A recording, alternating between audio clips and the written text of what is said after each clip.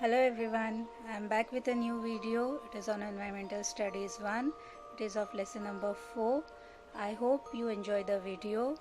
Do share, subscribe my channel and don't forget to press the bell icon. So let's get started. Let's do a small experiment.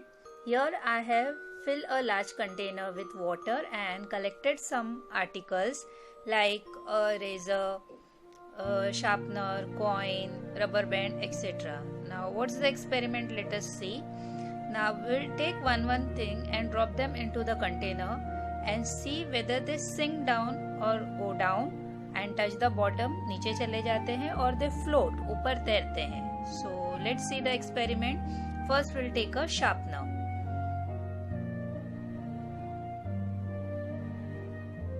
If we put the sharpener in the container, the sharpener goes down to the bottom, it sinks to the bottom. Then we'll take an eraser. The eraser, if we put it in water, it will also go down or sinks down. Then we'll take a screw. When we put the screw in water, it will also go down and go to the bottom. It sinks to the bottom. Then we will take a leaf. When we put leaf in water, the leaf does not go down. It floats on the water and it comes on the top. Then we'll take a compass. When we put a compass in water, it will also sink down. Then we'll take a pencil. The pencil also sinks down. Then we'll take a rubber band. When we put a rubber band, the rubber band floats on water. It does not go down. It floats on the water. We'll take a nail. The nail also sinks down to the bottom of the container. Then we'll take a plastic ruler. The plastic ruler does not go down. It floats on the top. We'll take a coin. If we put a coin in the container, it will go down to the bottom. We'll take a plastic spoon. When we put a plastic spoon, the plastic spoon does not sink down or go down. It floats on the top. If we take a steel spoon instead of a plastic spoon now, the steel spoon goes down to the bottom of the container. Now what do we understand from this? Yes, we see that the things which are heavier, they go down or they sink down to the bottom in water, and the things which are light, they float on the water. So we have understood, like here, a twig of wood, lakdi ka tukda. If we put it in water, it is light, so it will float on the top. But if we put a stone, it will go down in the container or sink to the container. That shows that light things float on the water and heavy things, they sink to the bottom of the water. Now why it is useful? Let us see. So the process of allowing heavier particles to settle to the bottom of still water is called settling. Now what we just saw through the experiment, we saw that heavy particles settle to the bottom. Now mud is also heavy.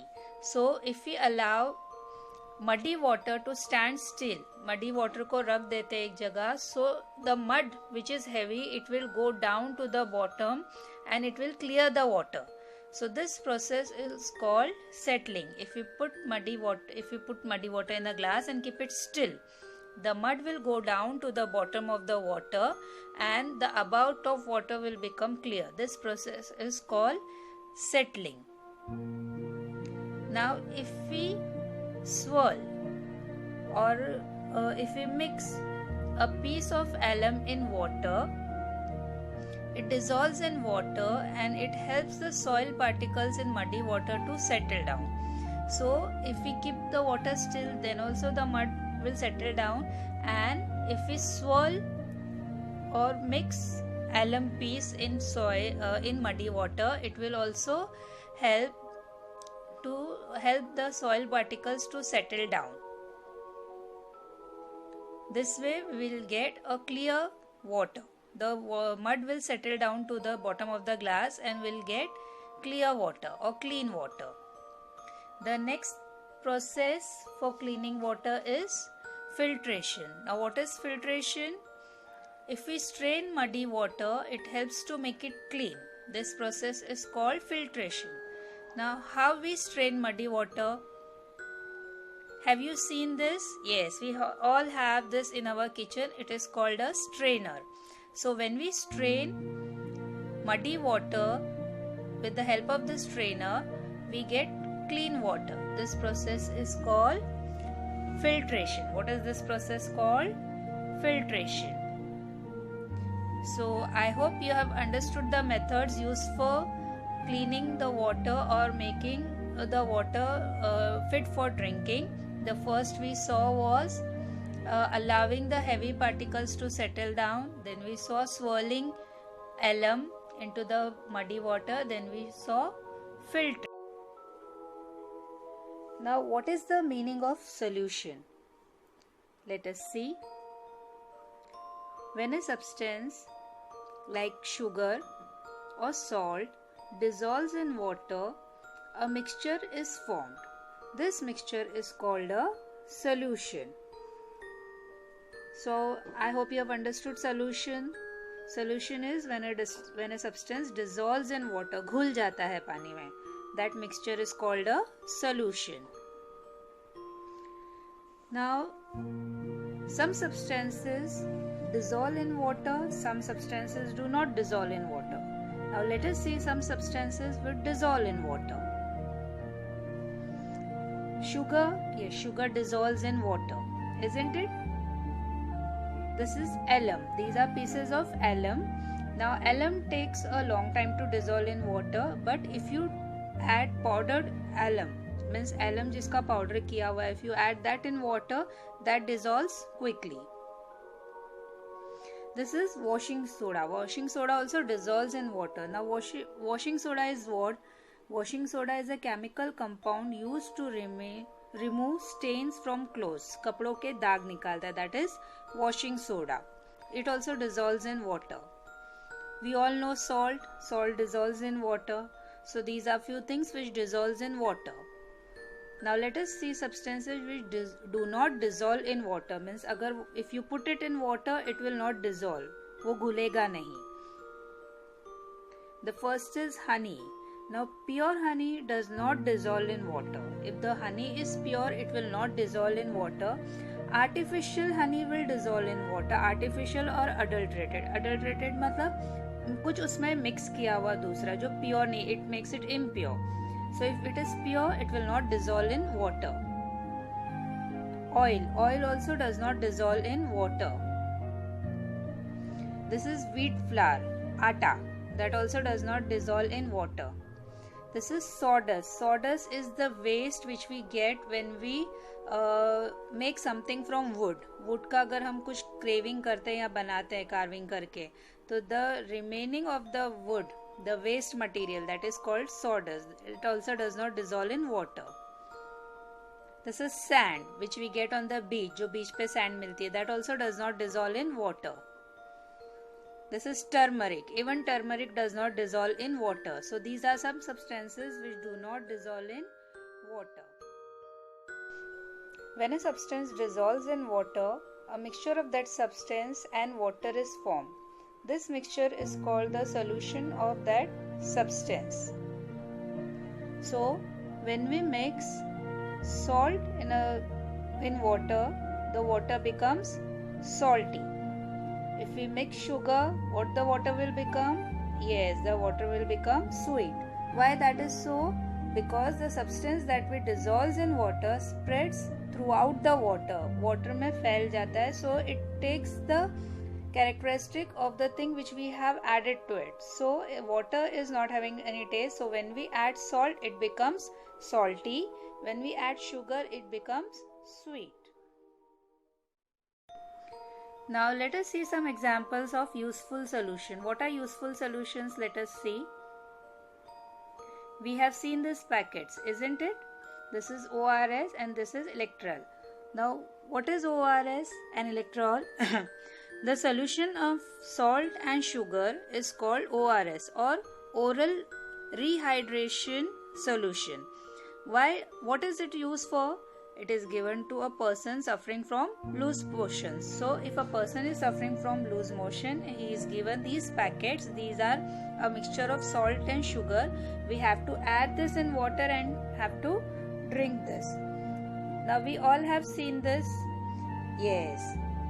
When a patient is in hospital, he is sometimes put on saline. This is called a saline. Now what is a saline? It is a solution of salt in water. So this is what? This is nothing but solution of salt in water. But sometimes other medicines may also be given through this saline. So these are some examples of useful solution. Now let us see seawater. Now seawater is salty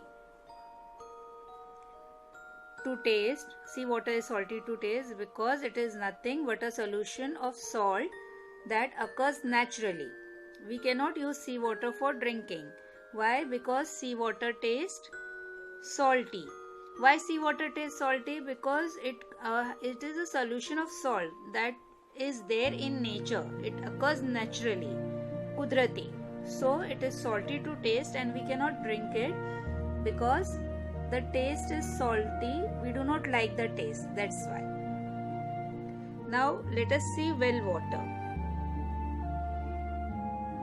Water of different wells may have different taste. Why? Because some substances from the ground dissolve in water and give a taste to the well water. So we get well water from the ground. So if anything is there, any chemical or something is there in the ground, it mixes with the well water and then we get the taste in the water which we draw from the well. If nothing is dissolved in that water, then water will not have any taste. But if some chemical or something is dissolved in that water, we'll get that taste. Now soda water bottle. To make soda water, a gas called carbon dioxide is dissolved in water under pressure. When the lid is removed, the pressure reduces and the gas bubbles out. So that's why when we remove the lid of a soda water bottle, bubbles fizz out of it. We have seen this now? Yes. So why that is so? Because the gas carbon dioxide is dissolved in water under pressure. So when we open it bubbles.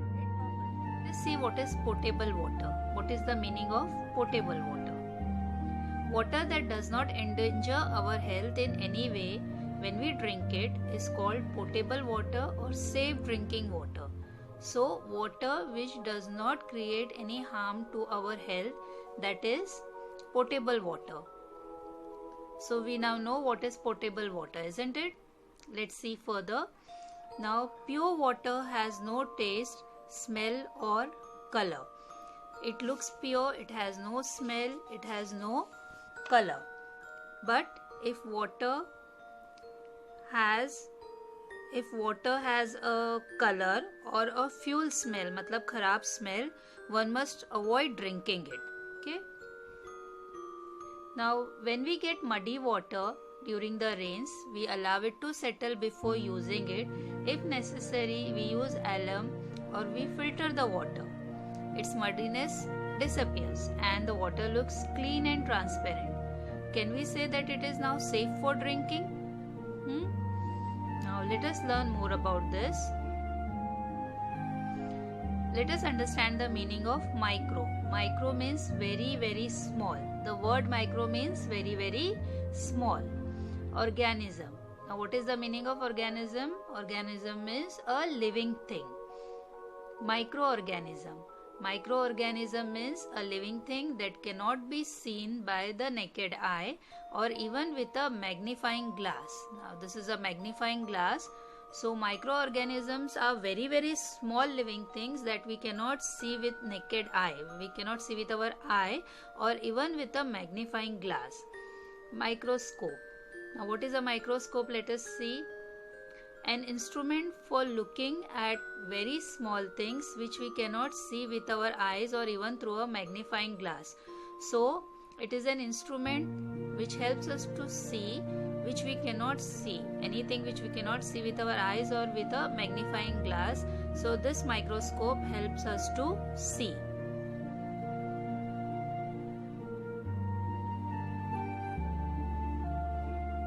Now there are numerous kind of microorganisms around us. They are in soil, in water, in air, on rocks, that is anywhere and everywhere. They are present in water also, which we are not able to see. Even though the water with such microorganisms looks transparent, is it safe for drinking? Let us see. Now we make the water clear by adding alum to it, so that the mud settle down in the water. We filter the water using a strainer, but is that enough to kill the microorganisms? No. Boiling the water kills the microorganisms in it, and it prevents many diseases. So this becomes a potable water, or it becomes safe water for us for drinking. Now we have seen microorganisms.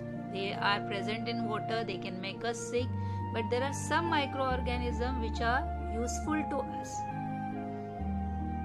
If we take a bit of yogurt is dahi, or a drop of buttermilk means chach, on a glass slide and place this slide under a microscope, we see very tiny living things in it.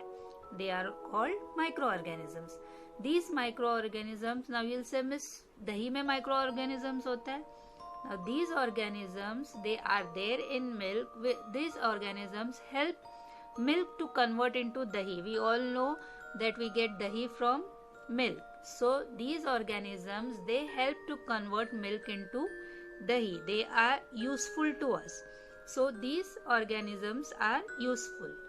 But some microorganisms are harmful for our body. When they enter our body, they cause diseases.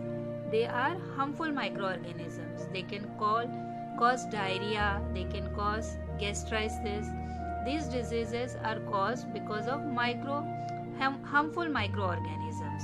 So I hope you have understood useful microorganisms which are useful for us, and harmful microorganisms which because of which we get diseases. Now we have understood the lesson. Let us use our brain power to understand this. Now some substances do not dissolve in water. What could be the advantage of this? Now some substances do not dissolve in water, we have seen. Now what could be the advantage? फायदा क्या होगा इसमें?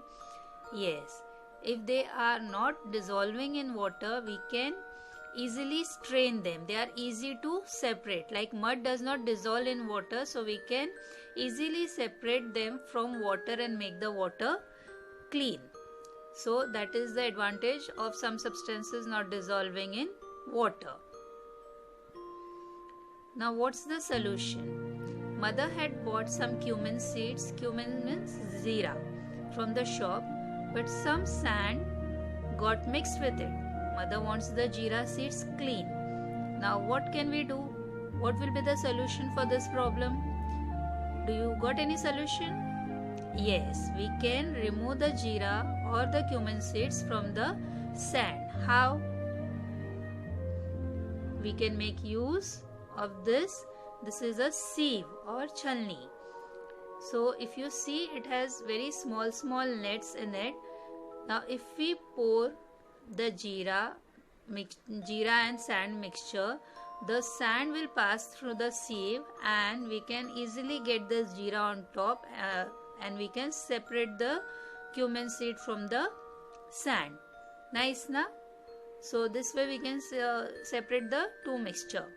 So I hope you have understood the lesson. We'll meet again in the next video. Till then, bye.